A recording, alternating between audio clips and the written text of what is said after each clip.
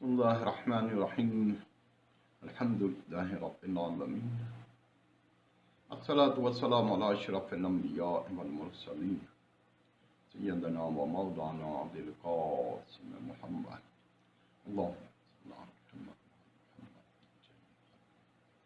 व आलिहि तय्यबीन ताहिरीन व लअनतुल्लाहि अला अअदाइहिम अजमईन अम्मा बाद। हमारी बात नमाज के बारे में इस हद तक पहुंची कि सबसे पहला हुक्म जो खुदा ने इस्लाम के जरिए से अपने बंदों पे भेजा वो नमाज का हुक्म था। सबसे पहले जो अपने बंदों पे वाजिब किया वो नमाज को वाजिब किया।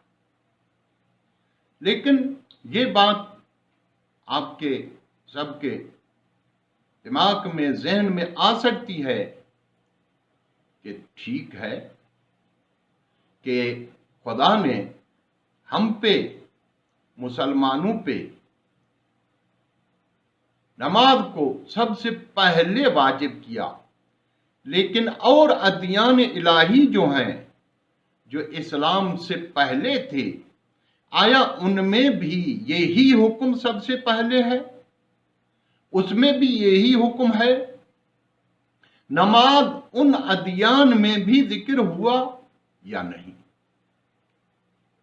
ये एक ऐसे कहें कि तमाम आसमानी अदियान जो भी इस्लाम से पहले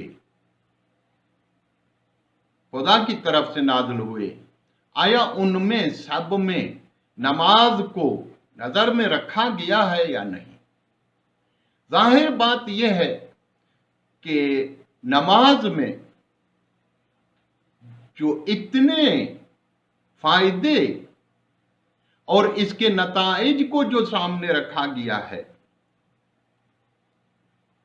तो इनको अगर हम नजर में रखें तो ये हुक्म तमाम अदियान आसमानी में होना चाहिए, उनमें इनका लिहाज रखा जाए। यानी ये हुक्म अपने इन फायदों के साथ सिर्फ इस्लाम के साथ मखसूस होना दुरुस्त नहीं।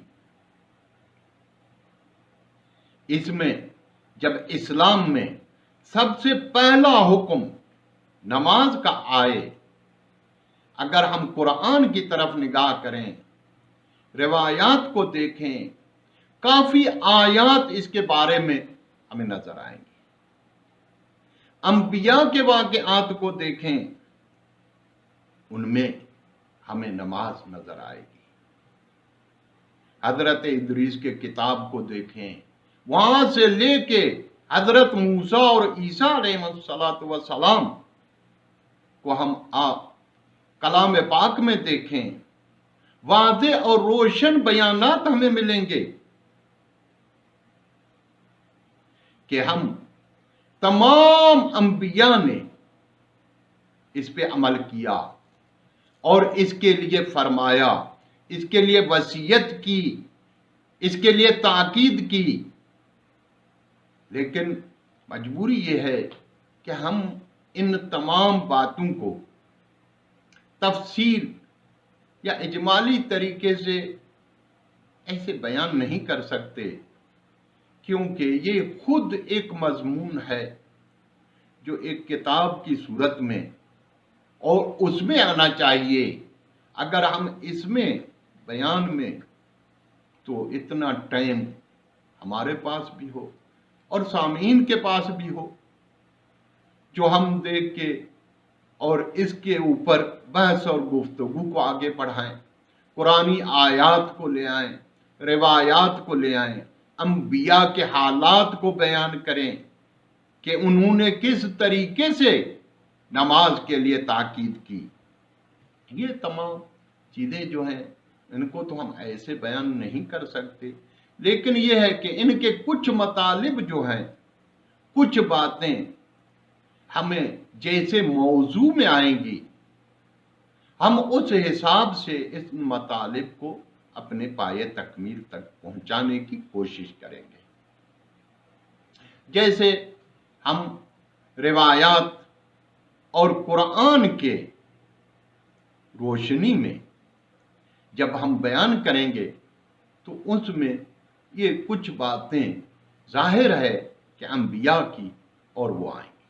جیسے آپ دیکھیے قرآن پاک میں حضرت موسیٰ علیہ السلام کے بارے میں جب وہ پیغمبر ہوئے، اس ابتدائی دور کے لیے خالق کائنات کی طرف سے آواز آیا، بسم اللہ الرحمن الرحیم، اننی ان اللہ لا الہ الا انا فاعبدنی واقم الصلاۃ لذکری،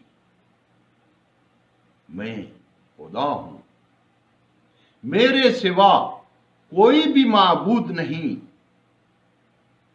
میری پرستش کرو اور مجھے یاد کرو، نماز کو قائم رکھو، نماز کو قائم کرو۔ آخر میں دعا ہے کہ پروردگار عالم ہمیں صحیح معنی میں دین اسلام پہ عمل کرنے کی توفیق نصیب